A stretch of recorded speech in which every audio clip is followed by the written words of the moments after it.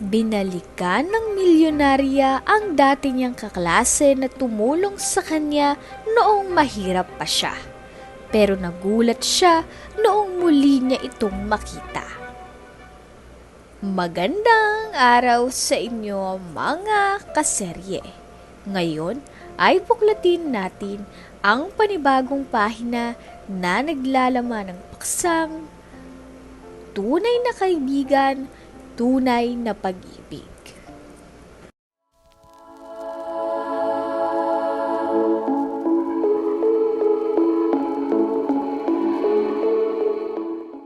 Si Liza ay isang simpleng dalaga na lumaki sa mahirap na pamilya.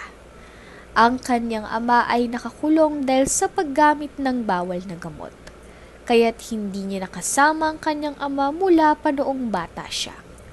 Ang kanyang ina naman ay walang permanenteng trabaho, kaya't madalas silang kapusin sa pang-araw-araw na pangangailangan. Sa murang edad, naranasan ni Liza ang bigat ng buhay. At ramdam niyang walang kasiguraduhan ang kanilang kinabukasan. Sa kabila ng matinding kahirapan, hindi nawala sa isip ni Liza ang kanyang pangarap na makapagtapos ng pag-aaral. Gusto niyang makuha ang diploma para makahanap ng maayos na trabaho at makatulong sa kanyang ina. Pero dahil sa kakulangan ng pera, madalas siyang nag-aalala kung paano niya mababayaran ang mga gastusin sa eskwelahan. Lalo na kapag may mga proyekto at bayarin. "Hinihintay kita kanina sa labas, ma," sabi ni Liza habang iniaabot ang baso ng tubig sa kanyang ina na si Resi. "Galing ka ba ulit sa paglalabada?" "Oo, anak," sagot ni Resi habang nagpupunas ng pawis sa noo. "Nakakahiya na nga sa kapitbahay, pero wala tayong magagawa. Kailangan ko talagang magdoble kayod para matustusan kahit papaanong mga pangangailangan mo sa school." "Pero ma," sabi ni Liza, na may alinlangan sa boses. Hirap ka na. Baka naman masyado mong pinapagod ang sarili mo, ah." "Naiintindihan ko, anak," sabi ni Resi. At sumandal siya at tumitig sa anak na may halong lungkot at pagmamalasakit. "Pero kung hindi ako kikilos, sino ang gagawa nito? Hindi ko hahayaan na mapabayaan ka. Ayokong maranasan mo ang hirap na dinanas ko noon. Gusto kong makatapos ka, anak, dahil yun ang magpapalaya sa atin mula sa kahirapan." Napayuko si Liza at pinipigilan ng luha sa kanyang mga mata. "Ma, gustong-gusto ko rin makatapos ng pag-aaral. Gusto ko rin tulungan ka. Pero ang hirap eh. Hindi ko alam kung paano ko mababayaran ang mga gastusin sa school, lalo na kapag may proyekto o bayarin." Hinawakan ni Resi ang kamay ni Liza. Mahigpit at puno ng pagmamahal. "Anak, naiintindihan ko ang mga takot mo. Naranasan ko rin yan noon. Pero tandaan mo, hanggat kaya kong kumayod, gagawin ko. Magtiwala ka lang sa sarili mo at sa akin, anak, ha? Hindi tayo pababayaan ng Diyos.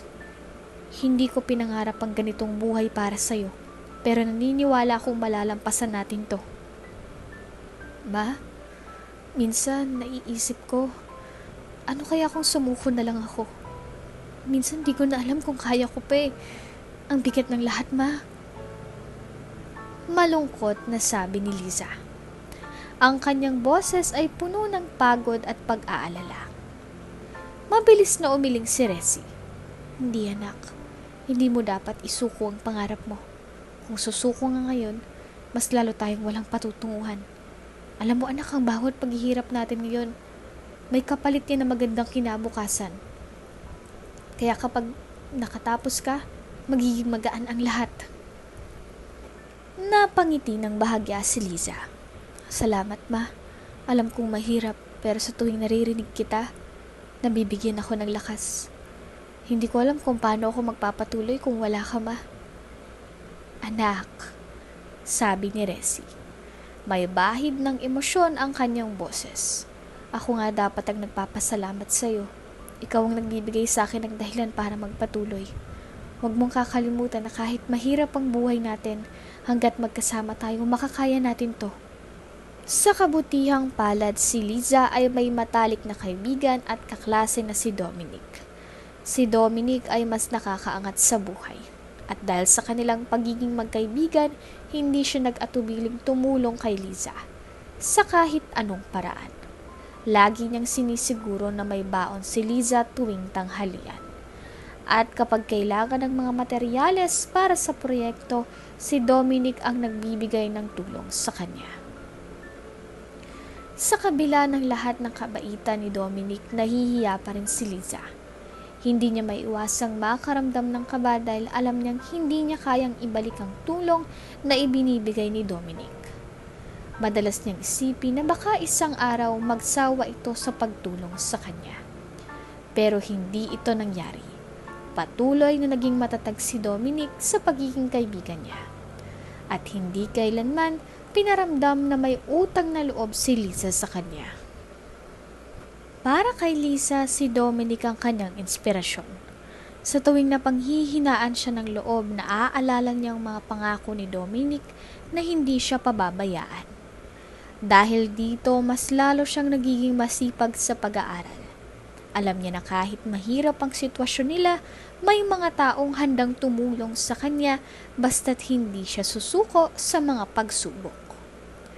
Sa isang hapon matapos ang klase, nag-uusap si Liza at Dominic sa ilalim ng isang malaking puno sa tabi ng kanilang school. May hawak na papel si Liza at halata sa mukha niya ang bahagyang kaba. Alam mo, Dom, panimula ni Liza habang tinitingnan ng kanyang mga sapatos. Hindi ko talaga alam kung paano kita mapapasalamatan sa lahat ng ginagawa mo para sa akin. Nagbuntong hininga siya bago nagpatuloy. Lagi mo akong tinutulungan. May baon ako, may pangproyekto ako, pero iniisip ko, paano kung hindi ko maibalik yung kabutihan mo sa akin? Ngumiti si Dom at umiling. Pinaparamdam kay Liza na wala itong dapat ipag-alala. Liz, hindi ko ginagawang mga bagay na to para maghintay ng kapalit. Sabi niya ng may malasakit na tono. Kaibigan kita, hindi mo kailangan suklian lahat ng tulong na binibigay ko sa'yo.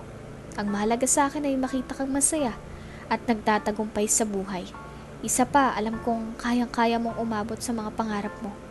Kaya ako to ginagawa dahil gusto kitang tulungan na maabot yon. Tiningnan ni Liza si Dominic. At kahit papaano ay gumaan ang kanyang pakiramdam. Pero minsan, Dom, naiisip ko pa rin baka isang araw magsawa ka na sa pagtulong sa akin. Mahirap ang buhay namin, alam mo yan. At parang palagi na lang akong umaasa sa'yo. Nakakahiya na nga eh. Natawa ng kaunti si Dominic. Liz, ilang beses ko na bang sinabi sa'yo na hindi mo kailangang mag-alala. Hindi ako magsasawa na tulungan ka.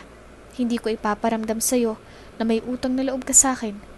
Ang pagiging magkaibigan natin ay hindi tungkol sa tulungan na may kapalit.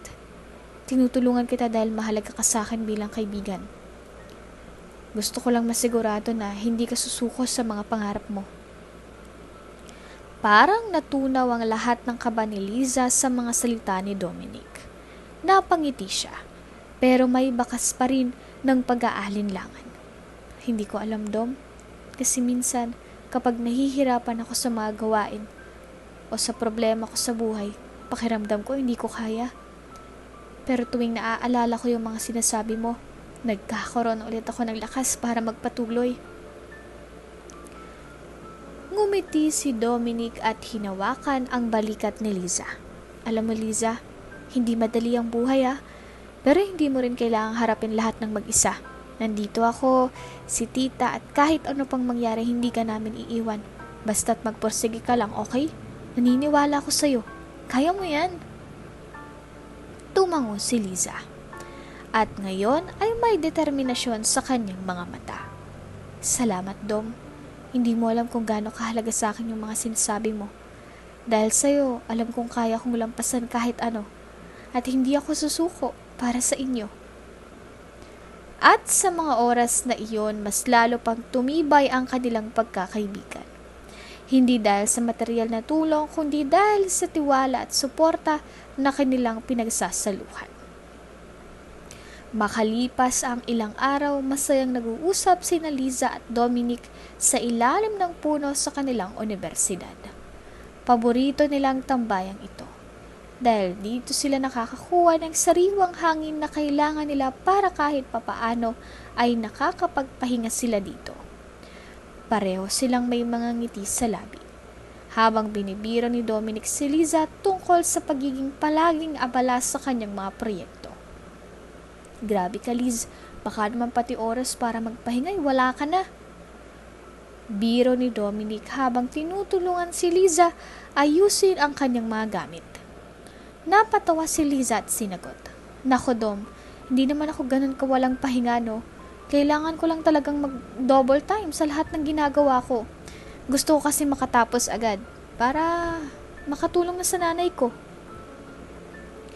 Tahimik na tumango si Dominic, pero sa loob-loob niya may bumabagabag sa kanya. Matagal na niyang nararamdaman ang kakaibang paghanga kay Liza, pero hindi niya magawang sabihin ito ng diretso.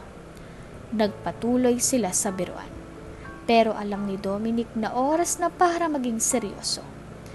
Kaya huminga siya ng malalim, pinakaramdaman ng hangin at nagsalita. Liza, alam mo, matagal na kitang gusto. Hindi ko na kasi kayang itago pa eh. Saglit na natahimik si Liza at naramdaman ni Dominic ang kaba sa kanyang dibdib. Pero kalmado si Liza nang sagutin ng kanyang kaibigan.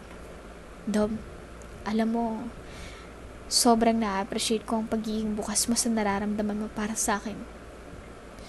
Pero sa ngayon kasi, kailangan ko munang tapusin ang pag-aaral ko at unahin ang pamilya ko. Ayokong mag-commit sa isang bagay na hindi ko pa kayang ibigay ng buong puso. Hindi kita gustong paasahin o saktan, Dom. Gusto ko lang din na maging totoo sa'yo. Sana naiintindihan mo. Naintindihan naman ito ni Dominic. Kahit may kirot sa kanyang puso, pinilit niyang ngumiti. Siyempre naman naiintindihan ko yan, Liza. Hindi ko naman gustong madaliin ka o ilagay ka sa alanganin. Gusto ko lang maging tapat sa nararamdaman ko. Pero kahit ano pa man ang mangyari, nandito pa rin ako bilang kaibigan mo. Ngumiti si Liza at naramdaman niyang hindi magbabago ang kanilang samahan dahil sa pag-amin ni Dominic. Salamat, Dom. Alam kong mahirap sa'yo ito, pero hindi ko kakalimutan ang suporta mo. Patuloy tayong magsusuportahan hanggat sa pareho tayong makatapos ng pag-aaral. Makalipas ang ilang sandali, umuwi na si Liza sa kanilang bahay na may mabigat na pakiramdam. Habang naglalakad siya patungo sa sala, napansin ni Nanay Resi ang kanyang malungkot na muka. Anak, mukhang may mabigat kang iniisip. Ano bang nangyari? Tanong ni Nanay Resi. Halatang nag-aalala. Umupo si Liza sa tabi ng kanyang ina. Pinagsama ang kanyang mga kamay at nag-umpisang magkwento. Ma, alam mo ba yung matalik kong kaibigan, si Dom? May gusto pala siya sa akin. Sagot niya sabay iling.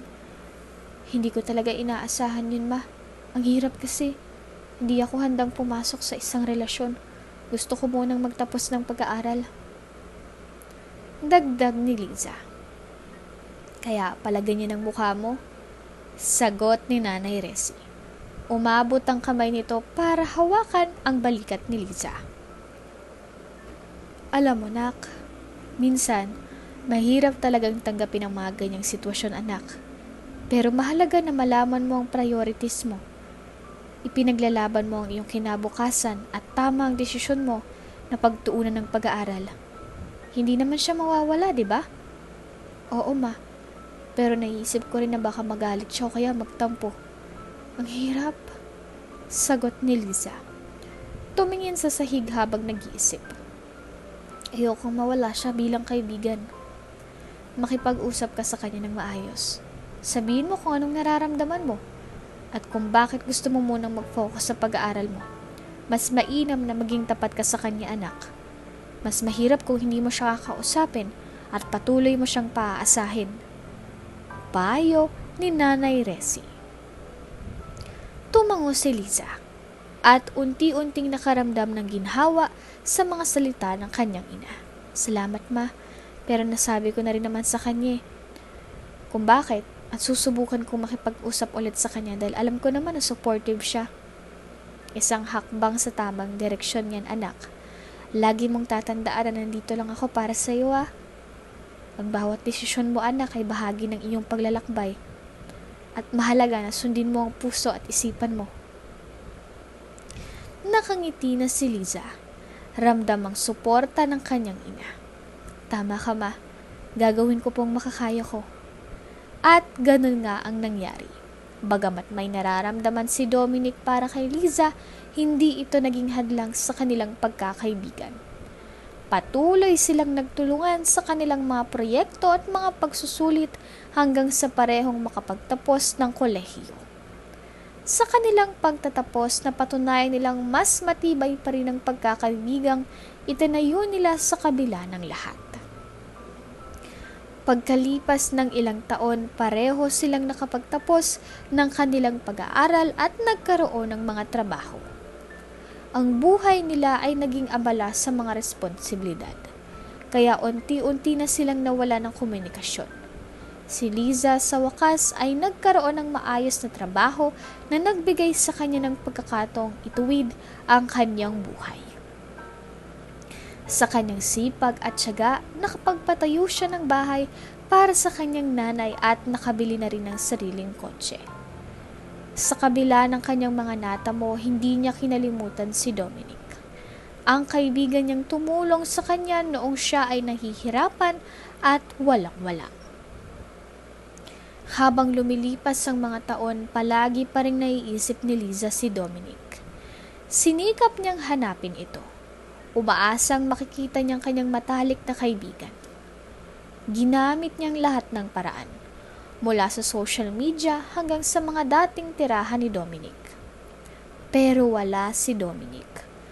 Pakiramdam niya ay unti-unting nawawala ang pag-asa niya.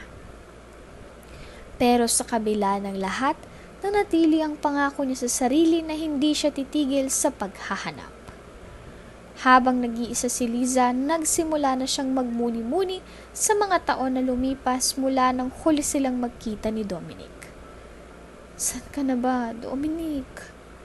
Tanong niya sa kanyang sarili habang iniisip ang mga alaala ng kanilang pagkakaibigan. Sa bawat sandali ng pag-iisa, parang naririnig niya ang tawanan at kwentuhan nila. Mga sandaling puno ng saya at suporta. Sinikap niyang hanapin siya sa bawat sulok ng social media. Sa mga dating tirahan nito pero wala siya. Bakit ganito? Ang dami kong ginawa, pero parang unti-unting nawawalang pag-asang makita ko siya ulit. Sabi niya. Pakiramdam na ang bawat hakbang ay nagdadala sa kanya sa mas malalim na kalungkutan. Pero sa kabila ng sakit ng kawalang katiyakan, nagpasya si Liza na hindi susuko. Kailangan kong ipagpatuloy ang paghahanap. Nangako ko sa sarili ko na hindi ko siya iiwan, kaya hahanapin ko siya. Kahit saan pa man siya magpunta. Patuloy niyang sinasabi habang pinipilit ang sarili na maging matatag. Hindi siya natatakot na ipaalala sa kanyang puso na mahalaga si Dominic na ang bawat sakripisyo nito ay hindi matutumbasan ng anumang bagay. Sana magkita ulit kami, naiisip niya. Tinitingnan ng mga lumang litrato nilang magkasama. Gusto kong ipakita sa kanya kung gaano siya kahalaga sa akin, kung gaano niya pinabuti yung buhay ko. Minsan, iniisip niyang mga pagkakataong ibinigay ni Dominic sa kanya. Ang mga payo at tulong na nagdala sa kanya sa mas magandang landas. Kung nandito ka lang sana, Dom, may ipapakita ko sa iyo lahat ng mga pagbabago. Gusto kong malaman mong hindi ko kailanman kinalimutan ang mga sakripisyo mo. Bulong niya sa hangin. Umaasang maririnig ito ni Dominic kahit saan man siya naroon. Nagpapatuloy ako, Dom.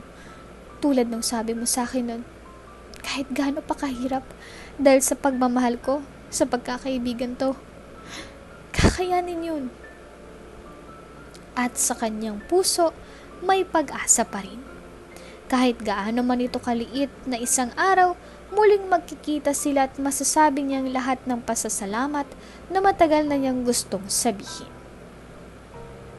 Sa pagdaan ng panahon, nagdesisyon si Liza na gumawa ng paraan. Nagsimula siyang magtanong-tanong sa mga kakilala at mga tao sa kanilang lugar. Pinilit niyang maging determinado at hindi mawalan ng pag-asa. Sa kanyang isip, may mga pagkakataon na baka ang paghanap kay Dominic ay tila isang mahirap na hamon. Ngunit hindi siya nagbigay ng daan sa takot. Nais niyang muling makasamang kaibigan at maipakita ang kanyang pasasalamat. Habang nakaupo si Liza sa beranda, sinimulan niyang balikan ang mga alaala ni Dominic. Ang kanyang isip ay puno ng pagdududa at kalungkutan. Saan ka na ba kasi, Dominic? Ang tanong niya sa hangin. Parang umaasa na sagutin siya nito. Maya-maya, lumapit si Nanay Resi na may dalang malamig na juice. Liza, anak, mukhang malungkot ka. Anong nangyari? Tanong ng kanyang ina. Nag-aalala sa hitsura ng kanyang anak. Wala po. Okay lang ako. Sagot ni Liza. Pero alam niyang hindi siya naniniwala sa mga sariling salita. Hindi maalis ang pakiramdam na parang may kulang sa kanyang puso. Anak, ina mo ko. At alam ko kung ano yung gumugulo sa isip mo. Kaya magsabi ka kung ano man yan para mapag-usapan natin. Napansin ko kasi na malungkot ka. Pagkagaling mo sa trabaho, diretso ka agad dito. Sa halip na yakapin ako. May problema ba? Muling tanong ni Nanay Resi. Umupo siya sa tabi ni Liza. Ma, kasi si Dominic tagal na niyang nawawala. Parang hindi ko na yata siya makikita ulit eh. Saan kaya siya, ma? Ba't hindi siya nagpaparamdam sa akin? Sobrang miss ko na siya, ma. At handa na rin akong sagutin siya na mahal ko siya. Mahal na mahal ko siya, ma. Nakita ni Nanay Resi ang lungkot sa mukha ng kanyang anak. Anak, naiintindihan kita. At valid ang nararamdaman mo, anak. Ang hirap talaga ng ganyang sitwasyon. Pero baka naman may dahilan kung bakit hindi pa siya bumabalik. Maaaring abala siya. O may mga bagay na kailangan niyang ayusin.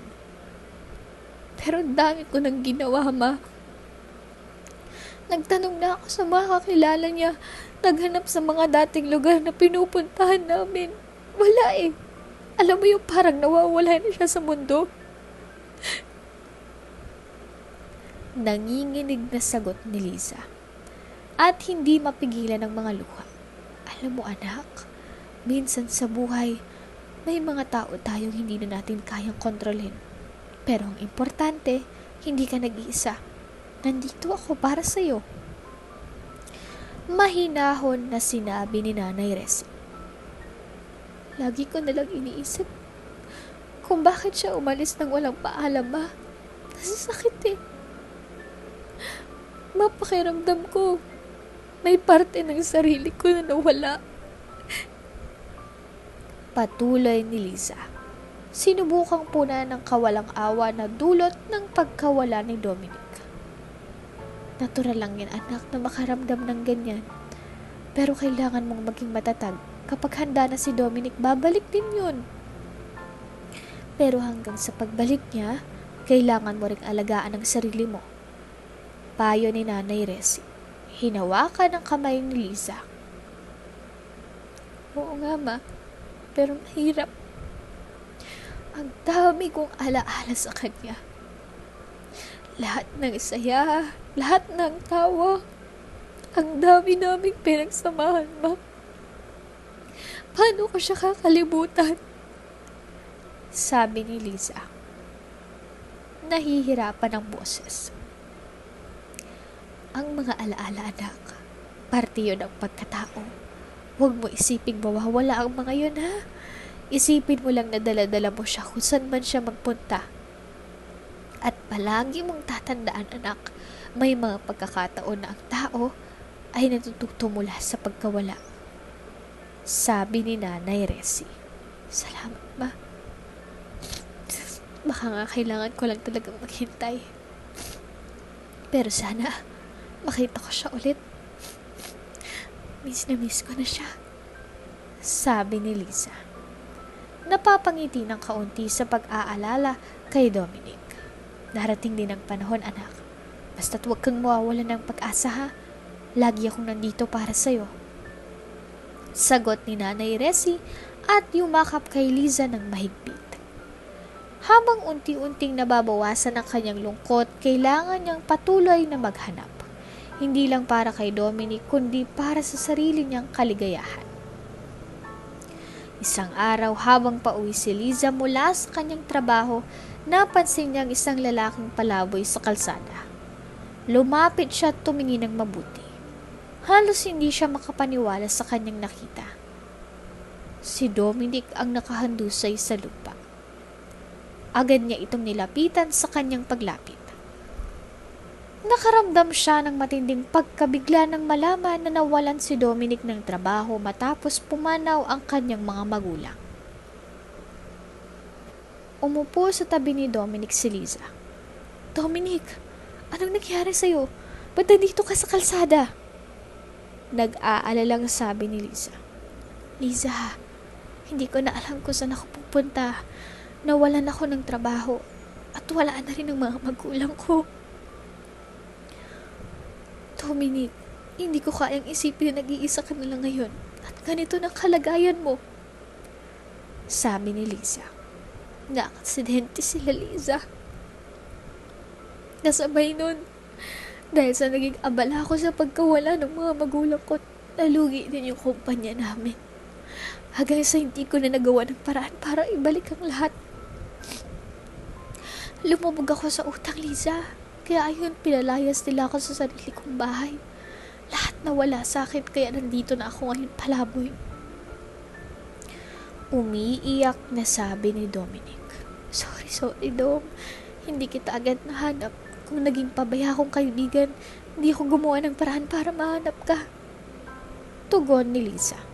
Liza, huwag mo sisisihin ang sarili mo, okay? Sadyang dumaan lang to sa akin. Yun nga lang, di ko kinayang lagpasan dahil mahina ako. Nagpadala ako sa emosyon ko. Hindi ko naisip na mag-isa nang halang pala ako. Malungkot na sabi ni Dominic. Dom, huwag kang mag-alala. Makakahanap tayo ng solusyon. Dito na ako. Pwede na kitang bigyan ng matutuluyan.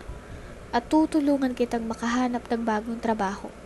At ito na ang tamang panahon para ako naman ang tumulong sa'yo. Hindi kita pababayaan, Dom, tulad ng pagtulong mo sa akin. Nakangiting sabi ni Liza. Salamat, Liza. Akala ko habang buhay na ganito. Akala ko hindi mo na ako mahanap. Sa totoo lang, walang araw na hindi kita iniisip. Ikaw lang ang palagi kong iniisip, Liza. Palagi akong bumubulong sa hangin na sana pagtagpuin tayo ng tadhana. At ito na yun, Liza. Nakangiting sabi ni Dominic. Oo, Dom, nandito na ako at hindi na kita iiwan. Tugon naman ni Liza. Salamat, Liza. Hindi ko alam kung anong magiging takbo ng buhay ko kung wala ka. Pero nag-aalala ako na baka maging pabigat ako sa iyo. Sa'yo ni tita. Hindi ka pabigat, okay? Kahit kailan hindi ka magiging pabigat sa amin. At sa akin, Dom, lalong-lalo na, di ba? Remember, magkaibigan tayo at sa mga ganitong pagkakataon, doon tayo mas magiging matatag. Magtutulungan tayo. Dahil tayo mismo ang sandalan ng isa't isa. Sabi ni Liza. Hindi ko alam kung paano pa ba ako magpapasalamat sa iyo, Liza. Pero ikaw na lang din talagang malalapitan ko eh. Dahil ikaw lang naman ang kilala ko at maaasahan ko. Tugon ni Dominic. Basta magtutulungan tayo, ha? Kaya halika na, dahil kakain muna tayo. Ay, hindi pala. Medyo iba ng amoy mo eh. Nakakahiya naman sa mga tao. Sabi ni Liza na medyo natatawa. So, nababahuan ka sa akin? Tanong ni Dominic. Hindi ah. Hindi, ang bango mo nga eh. Sobrang bango. Kaya halika na kasi maliligo ka pa. Sabi ni Liza. Grabe ah. Natatawang tugon ni Dominic. Nang malaman ito ni Liza ang lahat-lahat, hindi niya napigilan ng pagluha. Naalala niya ang mga sakripisyong ginawa ni Dominic para sa kanya noong panahon ng kanyang mga pagsubok. Naramdaman ni Liza ang sakit at lungkot na dinaranas ni Dominic. At sa kanyang puso, nagpasya siyang kailangan niyang tumulong. Ipinangako niya sa sarili na siya naman ngayon ang magiging sandalan ni Dominic sa kanyang paghihirap. Dahil sa kanyang pagmamalasakit, inalok ni Liza si Dominic na makatira sa kanyang bahay. Gusto niyang maibalik ang ngiti sa mukha nito. Inalagaan niya ito at siniguro na kumakain ito ng tama. Ipinagdasal din niya na sana'y makahanap si Dominic ng bagong pagkakataon sa buhay. Sa kanyang mga simpleng hakbang, unti-unting bumabalik ang pag-asa kay Dominic. Tinulungan din ni Liza si Dominic na makapagsimula muli. Naghanap siya ng mga trabaho na maaari nitong subukan. Sa tulong niya, unti-unti nang bumangon si Dominic mula sa kanyang madilim na nakaraan. Natutunan niya muling mahalin ng sarili at ang buhay. Pero alam ni Liza na hindi madaling proseso ang lahat. Kailangan ng tiyaga at panahon. Kaya't sa bawat takbang na ginawa ni Dominic, palaging nariyan si Liza para sumuporta sa kanilang mga kwentuhan at tawanan. Unti-unti ring bumalik ang mga alaala ng kanilang pagkakaibigan. Dominic, natutuwa akong makita na nagiging mas maayos ka na. Alam kong hindi madaling bumangon mula sa mga pinagdaanan mo. Pero gusto kong malaman mo na nandito lang ako. Palagi yan. Sabi ni Liza. Salamat Liza. Kung hindi dahil sa'yo, hindi ko alam kung paano ako magsisimula ulit. Ang daming beses na gusto ko nang sumuko. Pero kapag naaalala ko kung paano mo ako hinihikayat, parang nagkakaroon ako ng bagong lakas. Sabi ni Dominic. Kailangan mo lang talagang bigyan ng pagkakataon ng sarili mo. Alam mo, minsan tayo ang pinakamahigpit na kahinaan ng sarili natin mismo. Pero sa totoo lang, lahat tayo may pagkakataon para magbago at magsimula muli. Hindi ka iba, Dominic. Deserve mo rin na maging masaya. Nakangiting sabi ni Liza. Napakahirap minsan. Minsan pakiramdam ko, hindi ko na kaya ulit bumangon. Pero kapag kasama kita, kahit paano nararamdaman ko na may pag-asa pa. Sabi ni Dominic. Alam mo, hindi ko sasabing madali ang lahat. Kasi alam kong hindi naman talaga. Pero bawat maliit na hakbang, bawat araw na pinipili mong magpatuloy, malaking bagay na yun. At alam mo, ang mahalaga dito, hindi mo kailangang mag-isa. Dito ako, kaibigan mo ako, kaya kahit gaano kahirap, hindi kita bibitawan. Salamat ng marami, Liz. Ang totoo, nahihirapan akong tanggapin ng mga nangyari noon. Yung mga pagkakamali ko, yung mga nasira kong relasyon, pati na yung respeto ko sa sarili ko. Pero sa tuwing kausap kita, parang natututunan ko ring patawarin yung sarili ko. Ang dami mong naturo sa akin, Liza. Hindi mo kailangan maging perpekto para maging karapat-dapat sa ikabubuti mo, Dom. Lahat tayo may mga sugat, may mga pagkakamali. Pero ang mahalaga ay kung paano natin pipiliing bumangon mula doon. At sa tingin ko, ginagawa mo na yan ngayon. Alam mo nung una, hindi ko lubos maisip na kaya ko ulit mahalin ang sarili ko. Pero habang tumatagal, natututunan ko na hindi ko pwedeng gawing dahilan yon. Yung mga nakaraan ko para hindi sumubok ulit. Ikaw ang dahilan kung bakit unti-unti kong na-realize yon. Sabi ni Dominic. Sus, isa lang ako sa mga taong naniniwala sa iyo, Dom. Pero mas mahalaga, sana na matutunan mo rin talagang maniwala sa sarili mo. 'Di ba? Dati, sabi ko sa iyo, yung unang hakbang pa lang, malaking panalo na yan. At tingin mo, ngayon nakakapag-apply ka na ulit ng trabaho. Nagagawa mo na yung mga hindi mo inakala. Tugon ni Lisa. Oo nga eh. Kung tutuusin dati, parang di ko na kayang bumangon pero ngayon salamat sa iyo ah. Nakikita ko na hindi pa tapos yung laban para sa akin. Nakangiting sabi ni Dominic. Basta tandaan mo, Dom, walang madaling daan, pero hindi rin naman ibig sabihin na hindi natin kakayanin. Kaya kung kailangan mo ng kausap o kakampi, nandito lang ako, okay? Okay. Salamat, Liza. Sa totoo lang, hindi ko alam kung paano kita pasasalamatan ng sapat. Pero isang bagay ang sigurado ako. Hindi ko na ulit hahayaang bumalik ako sa dating ako.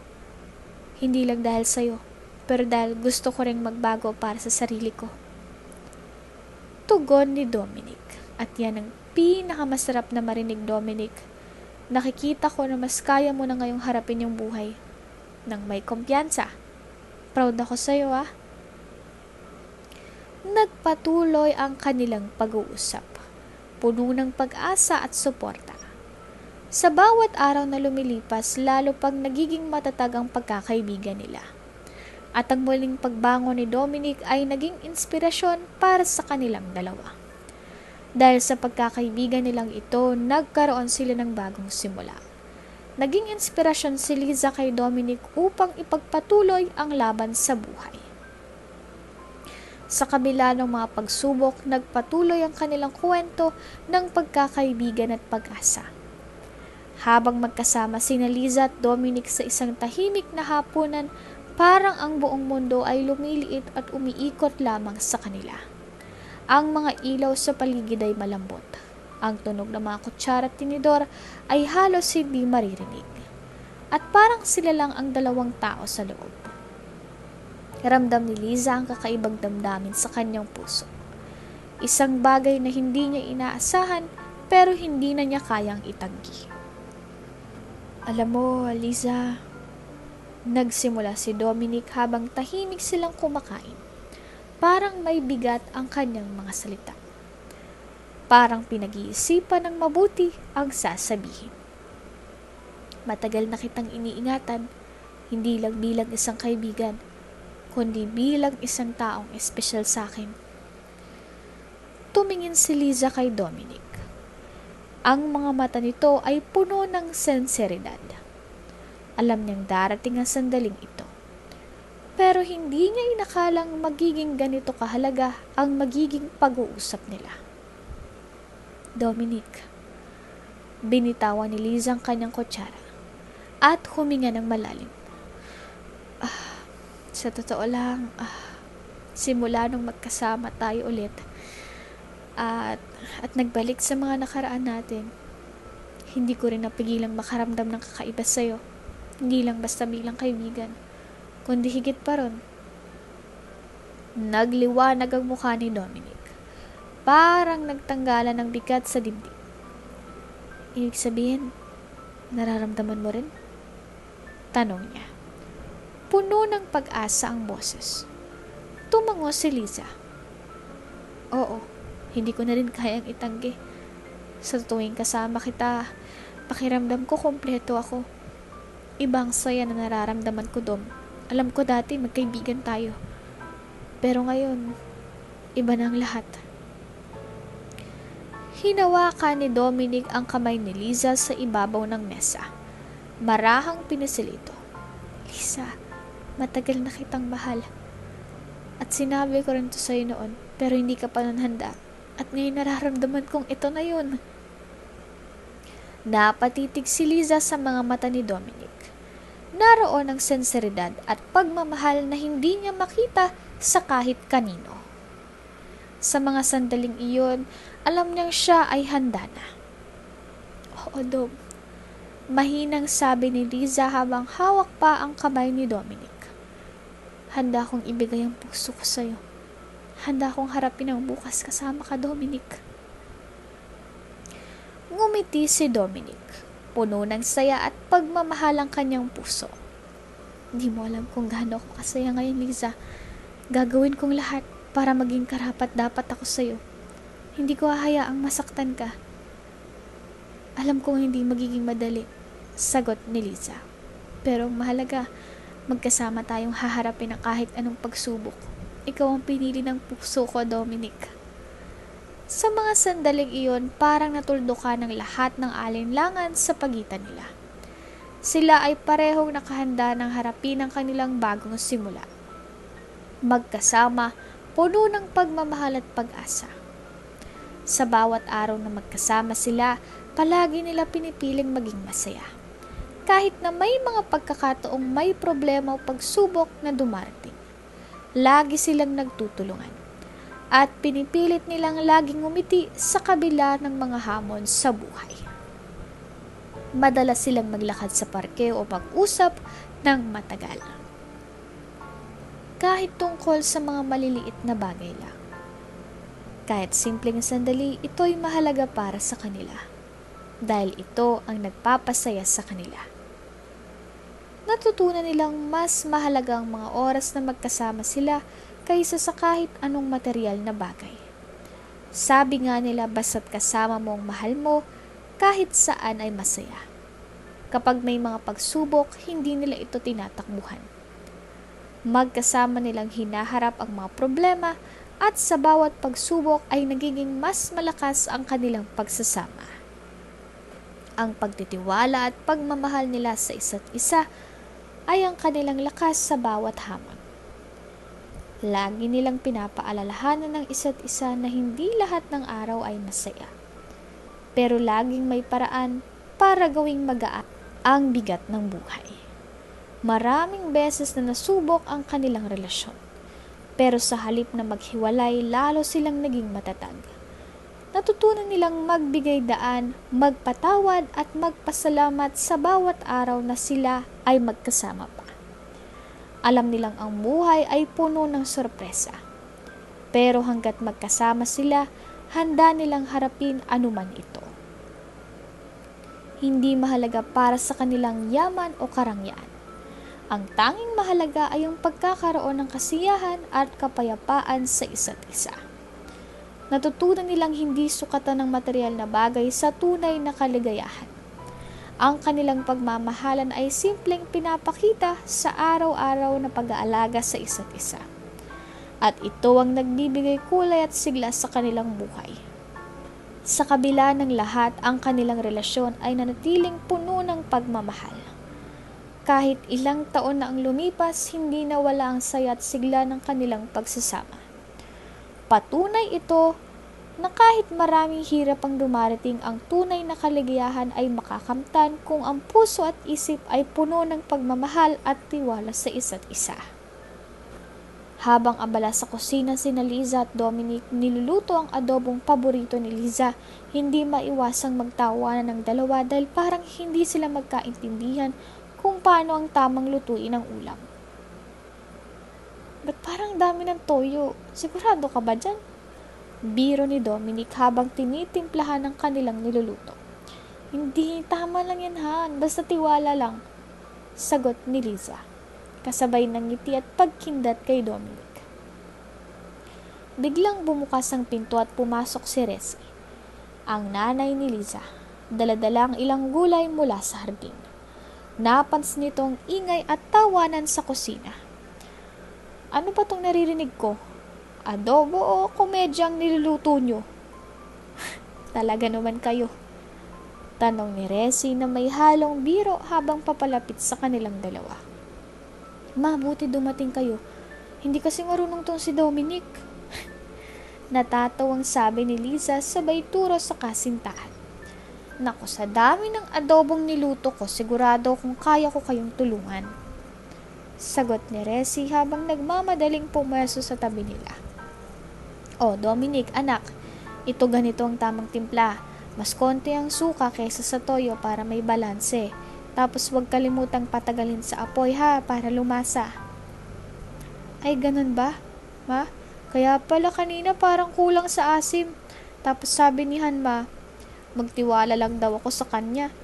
Hindi naman pala sigurado sa timpla niya. Sabi ni Dominic na halatang natututo habang nakatingin sa niluluto. Habang nagtutulungan sila, hindi maiwasang biruin ni Dominic si Liza. O Liza, baka gusto mo na ikaw na lang magtimpla. Mukhang expert ka daw, sabi ng mama mo. Sabay kindat at tawa. Alam mo, mas magaling naman ka talaga sa akin. Nagbibiro lang naman talaga ako. Sagot ni Liza na may halatang nagpapakilig kay Dominic. Hindi maiwasang ngumiti si Resi habang pinagmamasdan ang dalawa. Tama ng kulitan mga anak. Kung gusto nyo talagang matutunan, kailangan nyo ring seryosoin paminsan-minsan. Sabi ni Resi habang patuloy na hinahalo ang adobo. Pero alam nyo, nakakatuwa kayong tingnan. Masarap magluto kapag masaya ang mga kasama. Salamat ma sa tulong nyo, sabi ni Dominic. Sabay hawak sa kamay ni Liza. At salamat din sa iyo, Han.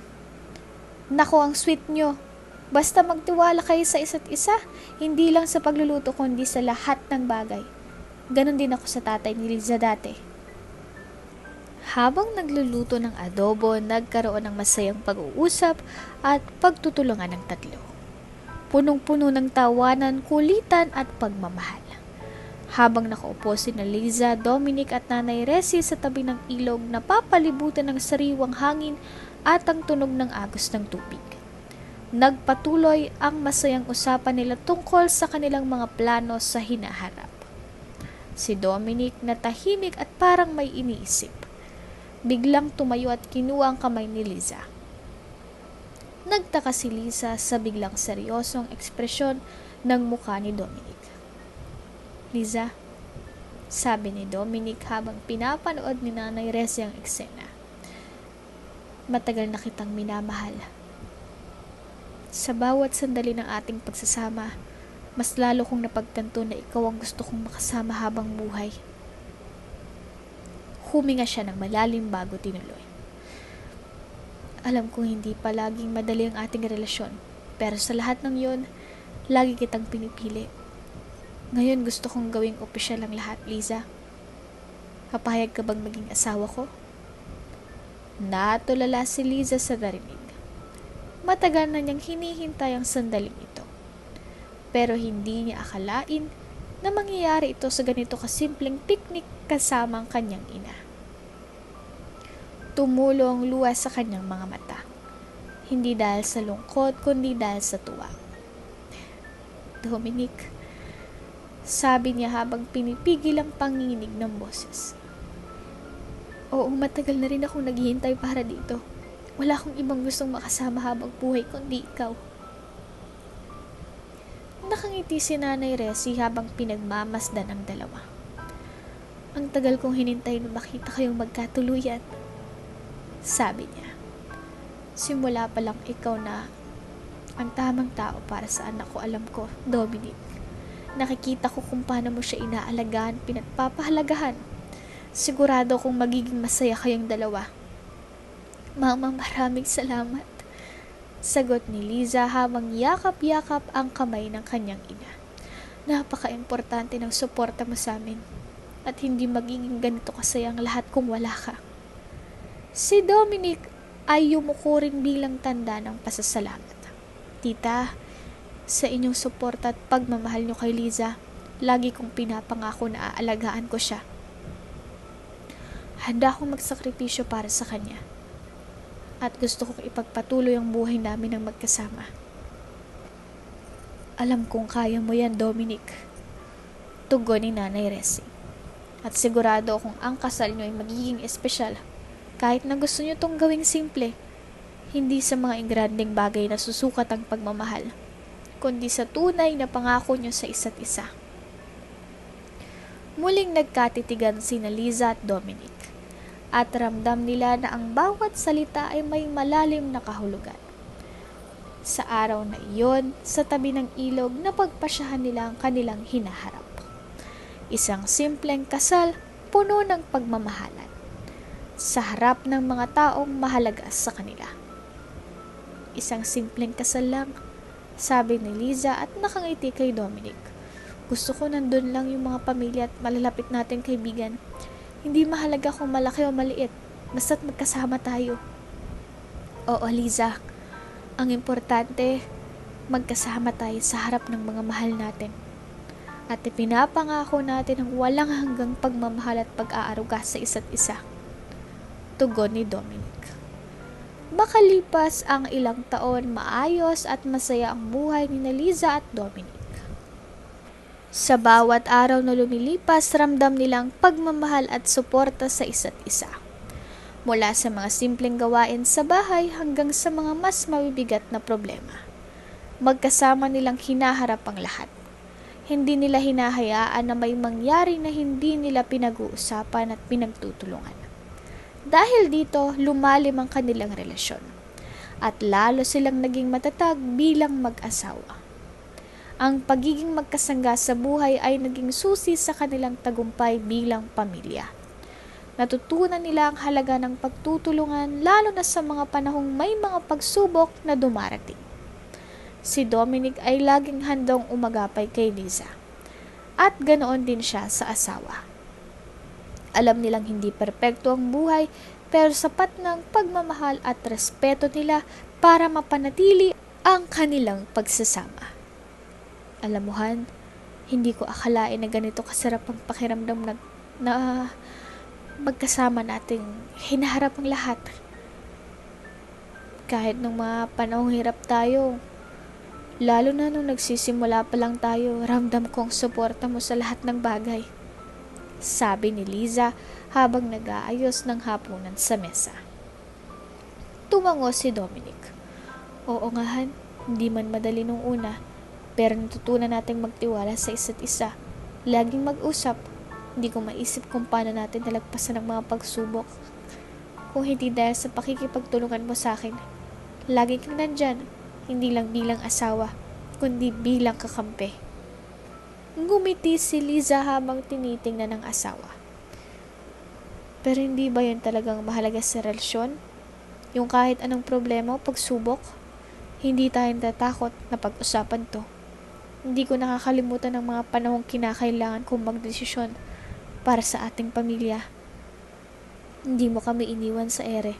At ako rin, sinisigurado kong nararamdaman mo na hindi ka nag-iisa. Hinawakan ni Dominic ang kamay ni Liza. Alam mo Han, mas lalo akong naging matatag dahil sa'yo. Hindi lang sa mga bagay-bagay sa bahay o sa trabaho. Ikaw lang ang naging gabay ko sa mga panahong pakiramdam ko nawawalan ako ng direksyon. Mas lumalim ang pagmamahal ko sa iyo dahil alam kong lagi kang nandyan. Napayo ko si Liza at nangingiti. Ganon din ako Han. Hindi ko iniisip ang mga bagay na kakayanin ko mag-isa dahil alam kong kasama kita. Handa akong harapin lahat. Hindi man perpekto ang buhay pero ang pagkakaroon natin ng respeto at malasakit sa isa't isa, yun ang nagpapatibay sa atin. Sa totoo lang Han, kung may natutunan ako sa mga taon natin bilang mag-asawa, yun ay walang ibang bagay na mas mahalaga kaysa sa komunikasyon at pagtutulungan. Kaya kahit gaano man kahirap minsan, ang mahalaga ay magkasama tayo. Kahit sa mga simpleng bagay tulad ng pag-aalaga sa bahay o pagtutulungan sa mga bata, nararamdaman kong presensya mo sa bawat hakbang. Tumango si Liza. Nakangiti pa rin. Tama ka Han. Sa bawat pagdaan ng araw, natututunan kong hindi sukatin ang kaligayahan sa mga material na bagay. Mas mahalaga na magkasama tayong nagpapaganda ng ating buhay. Na bawat takbang natin ay nadadala tayo sa mas matibay na relasyon. Hindi naman natin kailangang maging perpekto, di ba? Basta't nariyan ka at nandito ako, magkasama. Ngumiti si Dominic at nilapit ang mukha sa asawa. Lagi kong pinagpapasalamat na ikaw ang kasama ko sa buhay na to Han. Alam kong hindi magiging ganito kasayang buhay ko kung wala ka. Hindi ko ipagpapalit ang kahit ano sa mundong to, kapalit ng mga oras na kasama kita. Niyakap ni Liza si Dominic at nagsalita ng marahan. Ganon din ako Han, mahal kita at masaya ako sa simpleng buhay na to. Sa buhay na tayong dalawang magtatag. Nakapagpatayo na rin sila ng sariling tahanan at masayang pamilya. Ang kanilang mga anak ay lumalaking mababait at masusunurin. Bunga ng magandang halimbawa ni Liza at Dominic. Palaging nasa puso't isipan nila ang kanilang mga anak. Kaya't lahat ng kanilang ginagawa ay para sa ikabubuti ng kanilang pamilya. Nagsusumikap sila para matugunan ang lahat ng pangangailangan ng mga bata at masiguro ang kanilang magandang kinabukasan. Hindi rin nila kinakalimutan ang mga natutunan nila noong sila'y nangangailangan pa. Higit sa lahat, si Liza ay labis na nagpapasalamat sa kaibigang tumulong sa kanya noong mga panahon na siya'y wala ng ibang malalapitan. Ang tulong na iyon ay naging daan para maayos niya ang buhay at magpatuloy sa mas magandang landas. Dahil dito, tinatanaw ni Liza ang bawat araw bilang isang biyaya, puno ng kasiyahan at pasasalamat. Sa kabila ng mga hamon, lalong naniniwala si Liza na nasa mabuting kamay siya sa piling ni Dominic. Alam niyang hindi siya pababayaan ng kanyang asawa, lalo na sa mga panahong nangangailangan siya ng lakas at suporta. Ang kanilang relasyon ay puno ng tiwala at ito ang nagpapalakas sa kanila para harapin ang bawat pagsubok na dumarating sa buhay. Habang tinitingnan ni Liza ang kanilang kinabukasan, puno siya ng pag-asa at kasiyahan. Alam niyang maraming magandang bagay pang darating sa kanilang pamilya. Masaya siya sa buhay na mayroon sila ngayon. At sa bawat araw, patuloy niyang ipinagpapasalamat ang mga biyayang natatanggap nila. Isang gabi, matapos mailagay ang mga bata sa kanilang mga kama, umupo sina Liza at Dominic sa kanilang veranda. Tahimik ang paligid, at tanging ang malamig na simoy ng hangin ang naririnig. Habang nakatingin sa kanilang bagong bahay, si Liza ay biglang nagsalita. Alam mo, Han, hindi pa rin ako makapaniwala na narito na tayo ngayon. Nakapagpatay na tayo ng sarili nating bahay. At ang mga anak natin, lumalaki silang mababait at masunurin. Simula ni Liza at ang mga mata ay puno ng pagmamalaki at pasasalamat. Ngumiti si Dominic at tumango. Oo nga, Han, parang kailan lang, no? Halos hindi ko alam kung paano tayo makakaraos. Pero dahil sa sipag at tiyaga natin, nagbunga lahat ng pinaghihirapan natin. At alam kong bawat araw, ginagawa natin ang lahat para sa kanila. Para sa ikabubuti ng mga anak natin. Ang totoo, sabi ni Liza habang nakatingin sa mga bituin. Palagi silang nasa puso't isipan ko. Kaya kahit anong hirap, kahit pagod na pagod ako, iniisip ko na para to sa magandang kinabukasan nila. Hinawakan ni Dominic ang kamay ni Liza at marahang sumagot. Ganon din ako, Han. Alam kong kailangan nating magsumikap para matugunan ng lahat ng pangangailangan nila. Pero hindi lang tungkol sa pera at material na bagay to. Gusto ko rin silang palakihin ng may mabuting asal, tulad ng pinapakita natin sa kanila araw-araw. Tumango si Liza at napaisip ng malalim. Tama ka, Han. Pero hindi rin ako makakalimot sa mga natutunan natin nung tayo'y nangangailangan pa. Lalo na nung wala na akong ibang malapitan. May isang kaibigan na tumulong sa akin nang walang hinihiling kapalit. Yung tulong na yun ang nagbigay daan para makabangon ako. At ikaw yun. Hindi ko makakalimutan yun. Napabuntong hininga si Dominic at tinitigan si Liza ng may pagmamahal. Han, kaya ka rin nagpapasalamat sa bawat araw, hindi ba? Dahil sa mga pinagdaanan natin, mas naiintindihan natin kung gaano kahalagang bawat biyaya, kahit gaano kaliit. Hindi ko lang ipagpapasalamat ng mga bagay na meron tayo ngayon. Sagot ni Liza habang pinipisil ang kamay ni Dominic. Labis akong nagpapasalamat dahil nasa tabi kita, Han.